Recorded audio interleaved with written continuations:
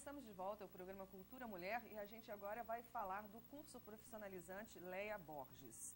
É um curso de moda, praia, moda fitness, modinha, modelagem, corte e costura, na Rua Paraná, 316B, 2649-7652.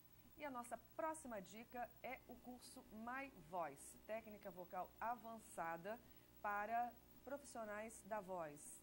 Atores, cantores, professores, tentar um pouquinho mais tudo isso que a gente está falando, que fala sobre as trilhas na natureza, uma série muito legal e dá continuidade ao nosso primeiro vídeo. Vamos lá então? Os territórios de difícil acesso, viajamos no tempo, criamos intimidade onde nunca estivemos.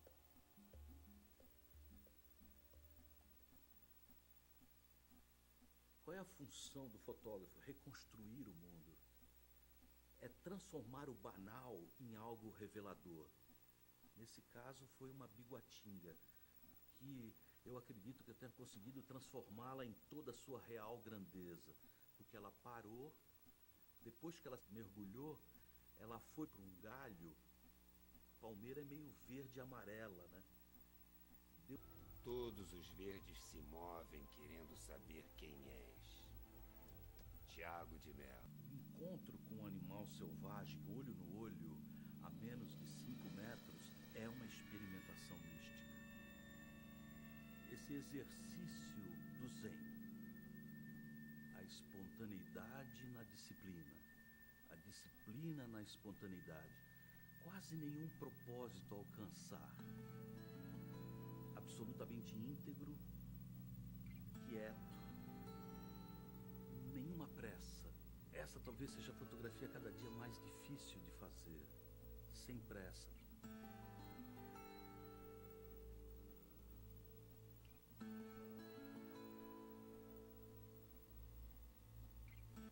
Sem pressa, Miro Romanha.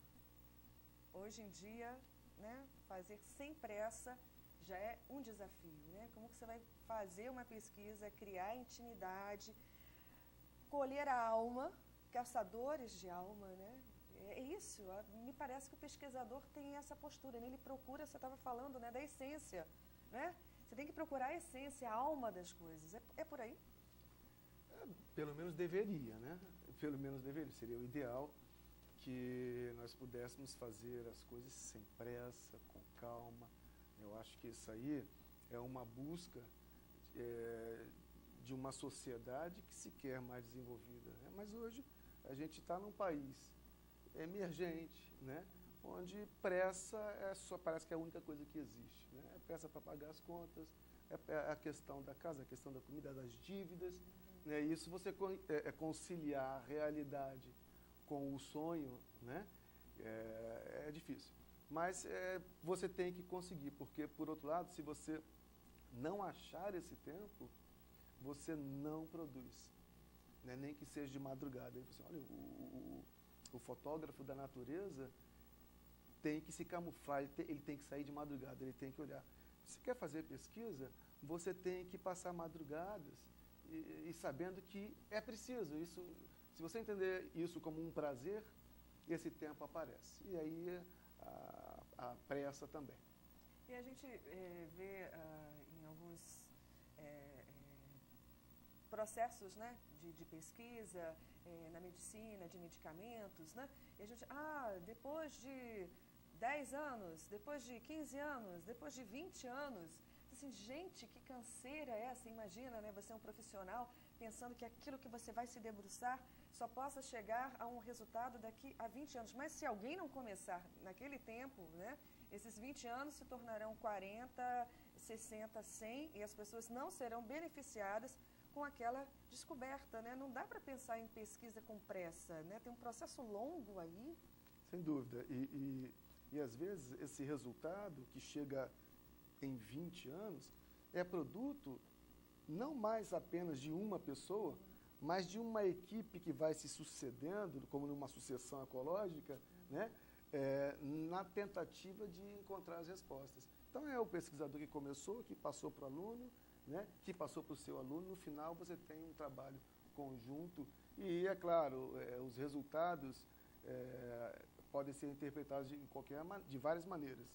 A falta de resultado também é um resultado.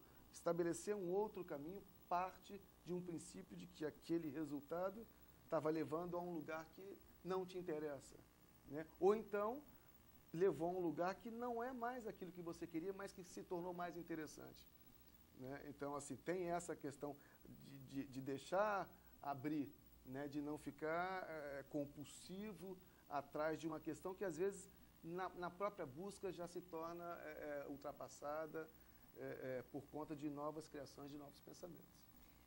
Miro, Valdemiro Romanha Miro. No seu blog, a gente tem também a figura, né, bastante interessante aqui. Queria que você falasse um pouquinho para a gente, ou apresentasse aqui, do Humberto Maturana. Quem é Humberto Maturana? Então, Humberto Maturana é um grande neurocientista, né, vivo ainda, parceiro, um dos principais parceiros de pesquisa dele é o Varela, né, morto já recentemente, e os dois eternos candidatos ao Nobel, mas são chilenos, né? Aí a gente esbarra aí numa questão do preconceito, aquela coisa toda, mas que responderam questões assim fundamentais a respeito da organização da vida, né? Até então, a vida, antes de Maturana e Varela, não estava formalizada do ponto de vista da sua organização, mas muito mais do ponto de vista de um sistema aberto que vai se modificando na interação, na relação. Isso Darwin já trouxe para a gente, e do ponto de vista filogenético, e na ontogenia, que é o ciclo de vida de um indivíduo, né, de um organismo do nascimento à morte, também pode ser observada essas mudanças de estado. Mas, e a questão da vida, né, propriamente dita, assim, o que é a vida? Como que eu defino a vida? Isso aí Maturana e Varela resolveram do ponto de vista da organização. Uma coisa é a estrutura da vida, ela é dinâmica, relacional, ela muda de estado, a vida muda de estado. Agora, outra coisa é a vida, estar vivo é algo tão dinâmico quanto viver. A gente tem uma foto aí do Maturana, vamos ver se a gente consegue apresentá-lo. Olha lá, né? Então, esse neurobiólogo chileno, ainda vivo, crítico do realismo matemático e criador da autopoiese e da biologia do conhecer, junto a Francisco Varela, faz parte dos propositores do pensamento sistêmico e do construtivismo radical. Ok, agora tem uma coisa que eu achei muito interessante aqui, né, lendo sobre o Maturana, é que ele fala que a ciência é baseada em motivações particulares, né? Então, cada indivíduo tem as suas motivações particulares que levam os cientistas a fazerem perguntas. Você disse, né, o pesquisador é aquele que faz perguntas. Portanto, criança, então, tem um pouco, né, de pesquisador, ou para fazer pergunta, né? Naquela fase de 3, 5 anos, sai perguntando tudo. Está conhecendo o mundo, conhecendo a vida, é isso aí. Muito bem, as crianças, elas precisam ser respondidas, né, com sabedoria e serem ouvidas para que se estimule o espírito de pesquisa, né? Se forem rechaçadas, mata o pesquisador dentro de cada criança. E a gente não pode deixar isso acontecer. Mas a ciência, então, ele diz que se sustenta, olha, parece uma contradição, mas ele diz que a ciência se sustenta nas emoções. Já gostei desse negócio dele, gostei desse homem. Mas se pratica de modo emocionado, né? A entrega ali do fotógrafo tem que pesquisar, tem que se camuflar, tem que ser um meio Rambo, né? Mas essa forma de entrega, esse modo emocional, busca uma forma imparcial, racional e objetiva de explicar a coisa, que me parece muito o resultado da fotografia, né? A fotografia está ali, né? Ela é imparcial, ela é racional, ela é uma forma, né, de se fazer ver, né? Está ali, vai produzir sensações em quem está olhando, mas foi pautado no mundo de emoções. É isso mesmo? Esse cara, você concorda com ele? A ciência se sustenta nas emoções? Parece... Não, é totalmente pertinente, assim, eu acho que o termo ciência poderia ser trocado por qualquer palavra que signifique a busca de alguma coisa, a produção de algo, né? acho que tudo tem que ser pautado na emoção. Agora, muito cuidado, porque em termos de ciência, está implícito aí a questão da razão, né? A questão de ser um modo particular de uma visão, de um ponto de vista, não significa que seja uma visão variável, que possa... Uma vez você gerado um produto e submetido a uma comunidade acadêmica, aquele momento passa a ser um momento de verdade compartilhado com a comunidade científica. Então, aquilo passa a ser um fato científico, né? Não é como um dogma, por exemplo, religioso, onde existem as suas particularidades, eu posso acreditar assim, ou aqui eu posso acreditar assim, e aqui eu posso acreditar assim. Na ciência, uma vez que você foi atrás do fenômeno, seja ele biológico, químico ou físico, e compreendeu a dinâmica processual relacional daquilo, aquilo passa a ser, pelo menos naquele momento, a verdade aceita pela comunidade, e todo mundo, a partir dali, faz as suas próximas perguntas, né? Nós, então, não estamos falando exatamente de um dogma. A visão particular é a pergunta que é particular. O resultado passa a ser factual e, do ponto de vista técnico, até irrefutável, às vezes. É claro que é preciso partir de novas perguntas, novas técnicas, no sentido de criar novas respostas. Nesse sentido, é necessário que seja refutada também. Ele diz Maturana, né? Maturana, eu estou trocando isso, Maturana, estou matando Maturana, é Humberto Maturana, gente. Ele diz que o ser humano é um sistema que define, constrói e modifica sua própria organização a partir de seu comportamento e suas ideias, sendo autoconsciente e autopoético. O que é autopoético? Autopoético é aquilo que se autoproduz, que se autocria, né? É muito próximo de autossustentabilidade, né? Dentro da natureza, o nível hierárquico mais estável é o próprio planeta, né? Se você olhar para o planeta Terra, ele é algo sustentável, né? O fato de algumas espécies estarem ameaçadas de extinção não ameaça a extinção do planeta, entende? Nós podemos, até como espécie humana, chegarmos a um estágio de estarmos ameaçados de extinção, mas o desaparecimento da espécie humana não faz com que o planeta desapareça. Então, o estágio mais sustentável dentro dos sistemas naturais que a gente conhece, e dentro aqui da nossa esfera, da nossa terrinha, do nosso planetinha azul, é o próprio planeta. Mas o Maturana estava preocupado mesmo com o organismo. É um nível hierárquico, em termos ecológicos, menor, né? É o indivíduo, são as populações, a célula, ou mais, num nível ainda mais simples, o sistema nervoso, né? Então, a questão, ser autopoético é a questão fundamental da organização da vida, né? A vida, para Maturana, é um sistema de redes moleculares que se autossustenta e cria especialidades que delimitam um território, né? Então, o território, o limite dessa relação é dado pelo metabolismo desse sistema. E o metabolismo desse sistema é que cria o limite. As coisas são totalmente interdependentes. Esse é o próprio conceito de autopoiese do Maturana. E ele traz uma coisa aqui que eu acho muito legal, assim, para a gente trazer para o dia a dia, né? E a gente, enquanto organismo, enquanto interação com a natureza, né? Com outro ser humano, a gente entender que a gente faz parte também de um sistema, que tem um sistema que nos rege, né? Da nossa forma de pensar, das nossas emoções, da gente se organizar.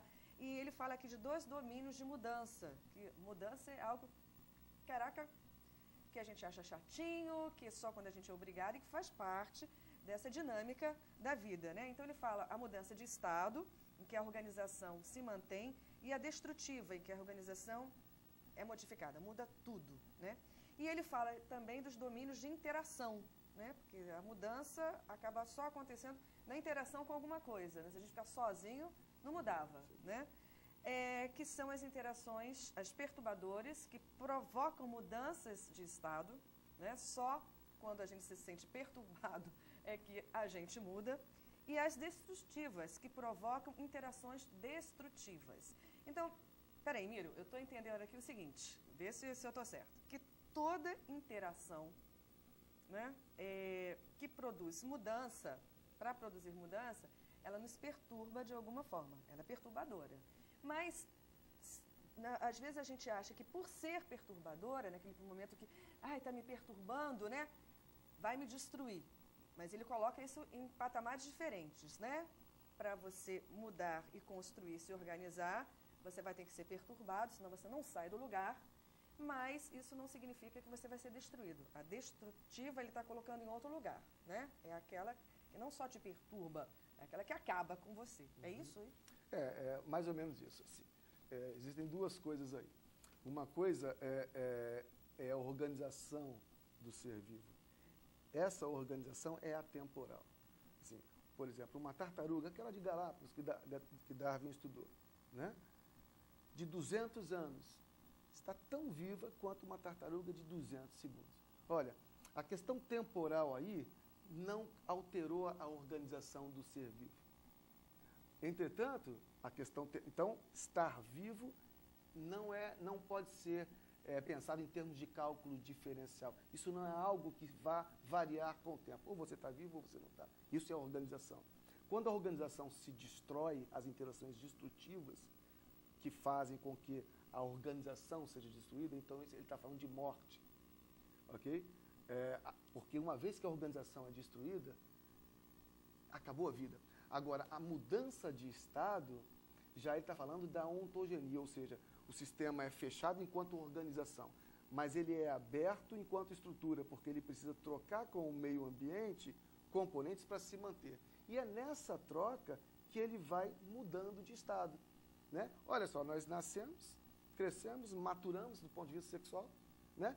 Reproduzimos, envelhecemos e morremos. O processo ontogenético do nascimento à morte, esse processo é de mudança de estado. Os sistemas vivos são sensíveis a ruídos. Então, eles são sensíveis às condições iniciais daquele momento. Isso é a teoria do caos. As condições iniciais determinam o estado do sistema. Uma perturbação no sistema altera o estado e ele muda. Agora, é interessante que essa teoria aplicada à biologia só serve se nós entendermos que não existe possibilidade de retorno ao estado anterior. Qualquer mudança condicionada por uma perturbação que altere o estado inicial, leva você para um outro estado, para uma mudança de estado, e você jamais retorna ao ponto anterior. É assim na manipulação que nós fazemos da natureza. Né? Qualquer intervenção que nós façamos na natureza altera de forma definitiva o estado daquela natureza. Ela muda. Não existe assim, vamos reflorestar e recuperar esta área do jeito que ela era. Jamais. Você pode reflorestar, mas do jeito que ela era, já foi, nunca mais voltará a ser. Será outra coisa, porque você alterou as condições iniciais e a gente vai fazendo isso, tanto na nossa vida pessoal, né, quanto nas relações ecológicas, ecossistêmicas. Então, é nesse sentido. Qualquer alteração nas condições atuais de um dado sistema faz com que ele mude de estado. Quando a alteração é destrutiva, se mexer na organização do sistema, porque a organização do sistema é atemporal, ela é fechada e depende das suas próprias relações para se manter, né, autopoética, fechada e metabólica. Ela tem um limite que diferencia ela do que está fora dela. Mexeu na organização, o sistema morre. Pois é, nós estamos aqui com Valdemiro Romanha, mestre, professor, doutor, né, em ciências pela Fiocruz, e a gente agora vai ter uma outra dica das nossas pílulas de saúde, né, para que a gente possa prevenir e não produzir nenhum dano no nosso organismo que seja irreversível, tanto no nosso corpo quanto na natureza. O melhor caminho é a prevenção para que qualquer ação não seja destruidora, mas ela seja perturbadora no sentido de criar uma condição melhor. Aprendi? Perfeito. Ah, vou ganhar 10. Perfeito. Então vamos